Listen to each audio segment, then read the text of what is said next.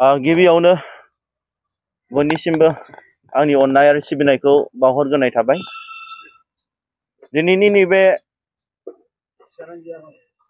बेंटल जांख्रिखां फोथारनि जि बर' माहारियारि फरायसा आफादनि फैगौ 25, 26 आरो 27 दिनावहाय जानो थांगोन जितु बर' माहारियारि फरायसा आफादनि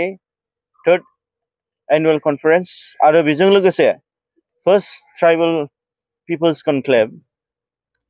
बे हाबाफारिखौ लानायनि सायावहाय आं दिनै बर' माहारियारि फरायसा आफादनि जानानै आङो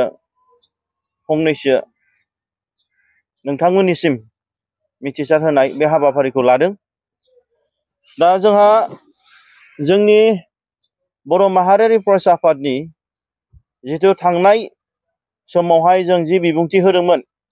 प्रेस मिटनि गेजेरजों, दा बेयावहाय जोंहा 14, 15 आरो 16 थारिखआव जोंहा जोंनि बे 3थि एनुअल कनफारेन्स आरो फर्स्ट ट्राइबल पिपल्स कनक्लेवखौ खुंनांगौ जोंहा दंमोन। नाथाय बेयावहाय जोंनि नैबे मानगोनां अमित शाह बिथाङा जितु 16 थारिख मार्चआवहाय जितु एबसुनि कनफारेन्सआव बिथाङा फैनांगौ, बेवहाय जोंना चिरां डिस्ट्रिक्टनि मानगोनां एसपि बिथाङा जोंखौ हांख्रायदों जितु ल' एन्ड अर्डार सिटुएसन सिकिउरिटि रिजननि थाखाय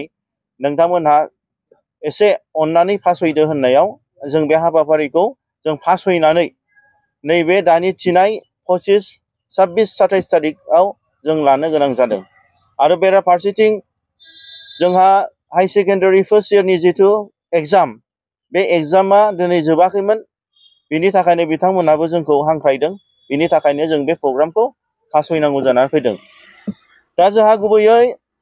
फैबाय थानाय 25 आरो 26, 27 थारिखआवहाय हाबाफारि बादियै जोंनि बनसुनि 3rd एनुअल कनफारेन्सखौ खुंनाय जागोन आरो बेजों लोगोसे फर्स्ट ट्राइबल पिपल्स कनक्लेवखौ खुंनाय जागोन। आरो बे हाबाफारियावहाय जोंहा 25 थारिखनि मोनायावहाय बर' माहारियारि फरायसा आफादनि एग्जिकिउटिभ मिटिं जागोन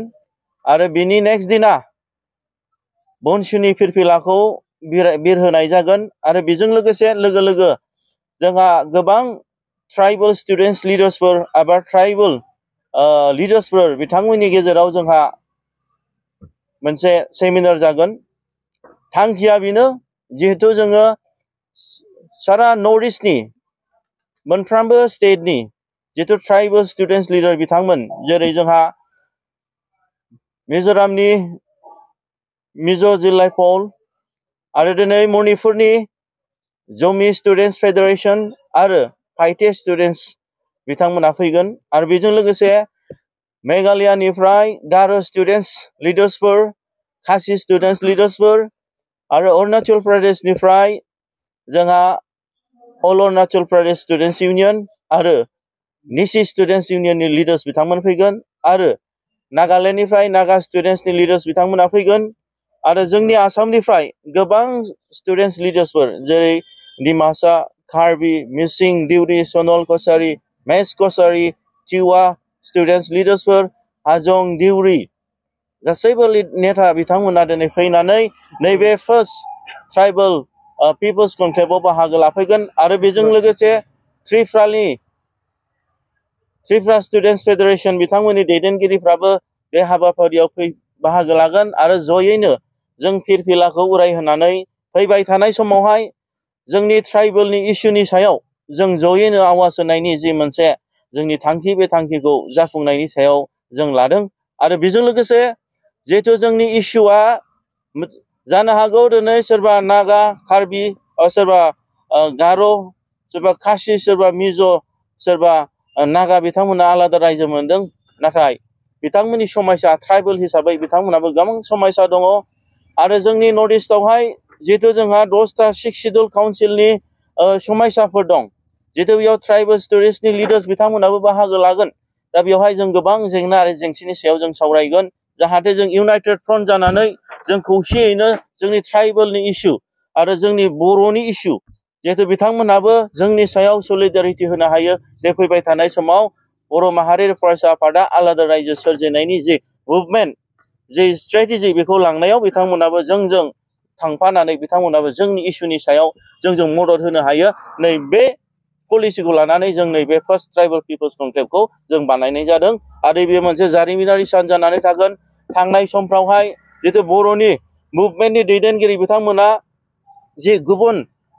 स्टुडेन्टस नेता बिथांमोनखौ लायाखैमोन जेरै जोंनि इनक्लुसिभ जि पलिसि बे पलिसिखौ जोङो दिनै लानाय जागोन आरो बेजों लोगोसे जोङो आलासि हिसाबै 27आवहाय जोंहा चिफ गेस्ट हिसाबै मानगोनां कनरेड चांमा बिथाङा फैगोन आरो बेजों लोगोसे जोंहा आलासि हिसाबै त्रिपुरानि मानगोनां राजा बिथां बिक्रम प्रदोत मानिक देबबर्मा बिथाङा फैगोन आरो बेजों लोगोसे जोंहा भारतनि जितु एमपि लक सभानि मानगोनां राजकुमार राव जाय बिथाङा बिल प्रदेश बिनायनि लाहाटार बिथाङा दिनै बिल प्रदेशनि थाखाय खामानि मावदों आरो बेजों लोगोसे बिथांमोननिनो बिल प्रदेश बिग्रानि दिनै मध्य प्रदेशनि सासे एमएलए बिथाङाबो बिथांजों लोगोसे फैफागोन बिथांमोना जोंनि बर'नि इस्युनि सायाव जितु आलादा रायजो सोरजिनायनि सायाव बिथांमोना 100% क'अपारेसन दङ आरो बिथांमोना जोंखौ मदद होनो थाखाय बे हाबाफारियाव नुजाफैगोन आरो बेजों लोगोसे जोंनि नैबे बिहारनिफ्राय आलादा रायजो बिग्रा मिथिला स्टुडेन्टस दैदेनगिरि बिथांमोनाबो जोंनि बे हाबाफारियाव बाहागो लाफैगोन आरो फैबाय थानाय समाव बिथांमोना बर'फोरनि जे सोमावसारनाय आलादा रायजो सोमावसारनायाव जगदान होगोन होननानै बिथांमोना गोसो गोरबोनिफ्राय जोंनि सायावहाय खावलायनाय दङ आरो बेजों लोगोसे जोंनि बे आसामनिनो ट्राइबेल्स नेता बिथांमोन जेरै बारग' जोंना रिटायार्ड प्रिन्सिपाल सेक्रेटारि बिटिसि आरो बारग' क'क्राझार डिस्ट्रिक्टनि डेपुटि कमिशनार जन इंटिकाटार बिथाङाबो बे हाबाफारियाव बाहागो लाफैगोन आरो बेजों लोगोसे जोंना मानगोनां गुवाहाटी हाइकर्टनि एडभकेट ससियेल वार्कार आरो ट्राइबेल बिहारनिफ्राय आलादा रायजो बिग्रा मिथिला स्टुडेन्टस दैदेनगिरि बिथांमोनाबो जोंनि बे हाबाफारियाव बाहागो लाफैगोन आरो फैबाय थानाय समाव बिथांमोना बर'फोरनि जे सोमावसारनाय आलादा रायजो सोमावसारनायाव जगदान होगोन होननानै बिथांमोना गोसो गोरबोनिफ्राय जोंनि सायावहाय खावलायनाय दङ आरो बेजों लोगोसे जोंनि बे आसामनिनो ट्राइबेल्स नेता बिथांमोन जेरै बारग' जोंना रिटायार्ड प्रिन्सिपाल सेक्रेटारि बिटिसि आरो बारग' क'क्राझार डिस्ट्रिक्टनि डेपुटि कमिशनार जन इंटिकाटार बिथाङाबो बे हाबाफारियाव बाहागो लाफैगोन आरो बेजों लोगोसे जोंना मानगोनां गुवाहाटी हाइकर्टनि एडभकेट ससियेल वार्कार आरो ट्राइबेल एक्टिभिस्ट मानगोनां राजु दिउरि बिथाङाबो जोंनि गेजेराव नुजाफैगोन आरो बे हाबाफारियाव मैखोम भाबै बाहागो लाफैगोन आरो बेजों लोगोसे जोंनि बे बर'फोरनि माखासे दैदेनगिरि बुद्धिजिबि आरो इन्टेलेक्सुवेल्स बिथांमोनाबो दिनै बाहागो लाफैगोन जेरै मानगोनां पद्मश्री डक्टर मंगल सिं हाज'वारि मानगोनां जोंहा दिनै अल बड' सिनियर सिटिजेन्स फरामनि working president doctor Dinanath Basumatary आरो दिनै अल बड' सिनियर सिटिजेन्स फरामनि मानगोनां गाहाय नेहाथारि बारग' बिअ